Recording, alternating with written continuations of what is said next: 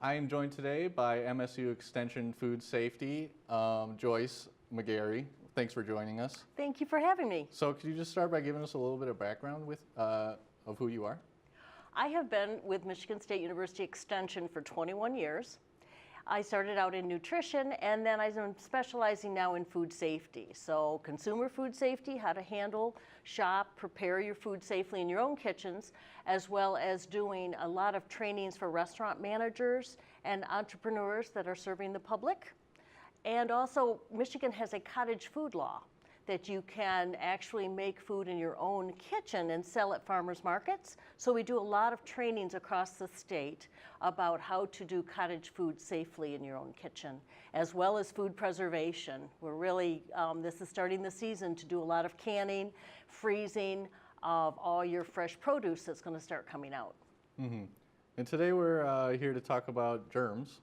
Yes. And germs on technology. So could we start by just, what is a germ?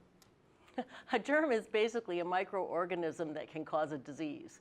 So it could be a virus, it could be a bacteria, it could be molds, fungi, and we are surrounded by it, that's for sure. Mm-hmm. So we're surrounded, I mean, would you be able to break down how many germs we come across every day? I think it's easier, Kevin, to say how to reduce them as much as we can, as rather to count them, because there is millions on every surface that we touch. And so the base of our programs in preventing foodborne illness is to definitely wash your hands as much as you can throughout the day. Everything you touch has some type of germs, bacteria, and you can't see it, smell it, taste it, anything. So, and it's spread through direct contact, through the air, through droplets, which you have no control over. Mm-hmm. Could you just elaborate a little more about how they are transferred? Bacteria and germs are transferred from one thing to another? Surfaces to hands, to your face, to anything you touch, setting my purse down on the table and then bringing it home and putting it on my table would transfer any germs that might be from surface to surface, touching handrails, touching doorknobs. And I think the latest is the phones. Obviously our technology, our iPads, our computer keypads, our mouse on the computer, all of that. We don't think about sanitizing that or cleaning it on a regular basis, but we really should. Mm-hmm. So what are some other things that you think we use regularly throughout the day that may have a ton of germs on them that we're not aware of?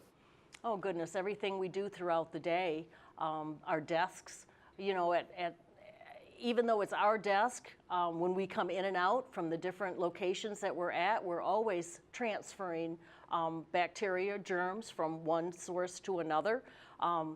And that's why it's so important in between where we go, shopping, to offices, to meetings, and back home again, how important it is to wash your hands in between all of those types of areas. And that will help to reduce that number of germs that you're transferring from your hands into your own kitchens as well. And I think we all realize as consumers, before we eat, before we prepare any meals, how important it is to wash our hands. Mm-hmm. And also I wanted to ask about hand sanitizer. How do you feel about hand sanitizer? They're better than nothing, I will tell you that. They should never be replaced as a soap and water alternative, but in our busy world, sometimes that's all we have. As long as they have at least 60% alcohol, they can be effective, and they need to be dried. Follow the directions on your sanitizer to make sure that you dry them effectively. And then like I said, they're a better alternative than nothing, that's for sure. So as you go out throughout your day, if using hand sanitizer is your best solution, and if you don't have access to a restroom where you can wash your hands effectively, it's certainly a good alternative. Mm-hmm. And also, obviously, we're not going to be able to get away from germs, according to you. No. So what is the best way to clean your hands or just anywhere that has gotten contact with germs? Well, it depends on where you are, of course. We have the sanitizing wipes that are very effective. We also have the bleach, which works fantastic, but not everyone carries around bleach with them, but there are bleach wipes out there that are effective. In your kitchens, the least expensive cleaner is bleach. You know, it's just an easy, effective way to kill germs. It reduces the number of pathogens on surfaces, that's for sure. So when you're in your kitchens and your countertops, your sinks, cutting boards, you know, rinsing with the bleach water is a very effective way. Mm-hmm. And in terms of kitchens, there's going to be a lot of germs there. How can you prevent them from accumulating in a kitchen?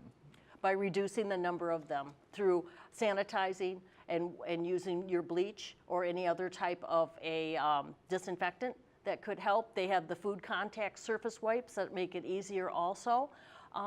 Also, not using the same hand towel over and over again, not using the same sponges, the same washcloths type thing. Paper towel is very effective in helping to reduce the number of germs as you're preparing meals. And that's basically the whole key to this is every time that you're preparing something in your kitchen, you're cracking an egg, you're cooking with meat and poultry, make sure you're washing your hands in between before you touch another item. One of the most, one of the most parts of a kitchen that I never thought of before that could be so contaminated with germs are spice containers. Because you're not thinking about as you're seasoning your meats that you're actually reaching for those spice containers in between handling the raw meat, you put it back in your cupboard, and now it's contaminated. So that is a new item that's been out now with food safety, telling people that you should wash your hands in between touching meats and produce before touching your spice containers. And it's basically just a habit to get into. That every time you touch something different in your kitchen as you're preparing your produce, preparing your salads and things, that you wash your hands in between. Mm-hmm. And yeah, so germs are all over the place, so I appreciate the advice you've given for how to stay clean and stay away from germs, or as much as we can. As much as you can. Yeah. You can reduce the number of germs, that's for sure. Mm-hmm. Actually, one more question. Are so germs sometimes a good thing, or no? They can be, yes. I mean, there's good germs out there that help produce beneficial items, but right now when we're talking about food safety and keeping your hands clean and away from bacteria and viruses, I know we're coming away from the flu season a little bit, but viruses are still out there, and that's one thing that we need to prevent. And definitely our electronics is our #1 source right now, as well as the kiosks that are out there. If you've noticed in airports and different restaurants, they have those touchpad kiosks that you can order from. Make sure you wash your hands after you've touched those as well. They are a breeding ground for a lot of bacteria. Mm-hmm. So these things are coming out more and more. When you see the disinfectant wipes, like in grocery stores, use them. Use them on the carts, on the handles. It does make a difference. Mm-hmm. That's actually a point that I missed. I wanted to bring up was the touchpads that are popping up at McDonald's now. Mm-hmm. I mean, how do you feel about those? And they got to be riddled with germs. They are. They are. There's been studies out there, they have millions of germs, probably worse than the restrooms themselves. But again, it's because of being used, and people, you know, that's the whole point of them, is using them. But as consumers, we need to be aware that after we have used them, that we need to go wash our hands before we start our meal. It's mm-hmm. very important. Mm-hmm. Well, those are all the questions I have, so thanks so much for joining us Thank today, you for Ms. having McGarry. me. Appreciate it.